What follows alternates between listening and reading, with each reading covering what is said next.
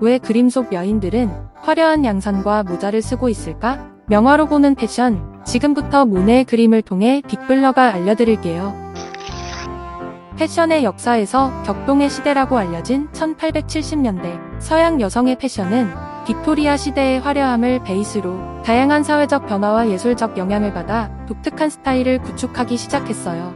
1870년대 중반까지는 드레스 뒷부분을 고리나 패드를 이용해 부풀리는 버슬 스타일이 유행했어요. 하지만 1870년대 후반부터는 사회적, 경제적, 문화적 변화가 복합적으로 작용하며 버슬이 점차 사라지고 자연스러운 실루엣 형태의 드레스로 변했죠. 모네의 그림에서 볼 수 있는 것처럼 스커트는 여전히 부풀어 있지만 전체적인 실루엣이 슬림해졌어요. 빅토리아 시대의 화려함에 우아함과 실용성이 더해져 상체를 꼭 맞게 디자인하고 소매는 더 길고 좁게 디자인되어 드레스의 실용성이 올라갔죠. 실루엣이 자연스러워진 것과 반대로 장식은 더 화려해졌어요. 실크, 벨벳 같은 고급 소재가 많이 사용되고 레이스, 리본, 자수 등 다양한 장식품이 드레스에 장식되었어요. 특히 자연에서 영감을 받은 꽃이나 식물 모티브가 유행했죠. 화려하고 장식이 가득한 모자는 여성들의 필수 패션 아이템이 되었고 장갑, 부채, 양산도 중요한 패션 아이템으로 자리 잡았어요. 이러한 액세서리들은 외출 시 필수품이 되었으며 점차 여성의 품격을 나타내는 상징이 되었죠. 모자의 크기는 점점 커졌어요. 특히 앞쪽이 높고 뒤로 길게 늘어진 형태가 많았죠. 깃털, 일본 레이스, 꽃, 과일 모양의 장식이 모자를 더욱 화려하게 장식했어요. 본네트와 같은 전통적인 스타일과 토크처럼 새로운 스타일이 동시에 유행했죠. 모자의 장식인 리본은 화려함과 여성스러움을 강조하는 데 중요한 역할을 했어요. 당시 여성들에게 리본이란 색상, 크기, 소재로 개성을 표현할 수 있는 수단이자 모자가 쉽게 벗겨지지 않도록 보정하는 실용적인 소재였어요. 게다가 리본은 단순히 장식용일 뿐만 아니라 여성의 사회적 지위를 나타내는 수단이었어요. 평민이 흔하게 사용하기 힘들었던 고급 소재로 만든 리본은 상류층 여성의 지위와 품격을 드러낸다고 생각한 거죠. 리본과 마찬가지로 양산도 당시 시대상을 반영하고 있어요.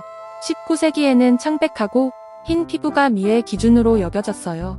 햇빛에 그을린 피부는 야외에서 일하는 노동자 계층을 연상시킨다는 이유였죠. 그래서 상류층 여성들은 양산으로 자신의 피부를 자외선으로부터 보호했어요. 게다가 양산은 단순히 햇볕을 차단하는 도구일 뿐만 아니라 패션을 완성하는 중요한 액세서리였어요. 다양한 디자인과 장식의 양산이 유행하며 여성들은 자신의 사회적 지위와 개성을 드러내기 위해 양산을 사용했어요. 고급스러운 양산을 들고 다니는 건 우아함과 품격을 상징했거든요. 이렇게 여성 패션의 급변이 일어난 이유에는 예술이 영향을 끼쳤어요. 모네와 같은 인상주의 화가들의 색채와 빛에 대한 관심은 패션의 색과 소재에 영향을 끼쳤죠. 그래서 인상주의 작품들처럼 밝고 화사한 색상의 드레스가 인기를 끌었어요. 클로드 모네는 인상주의의 대표적인 화가예요. 그래서 현대에 우리는 모네의 작품을 통해 당시의 시대적 분위기를 알 수 있죠.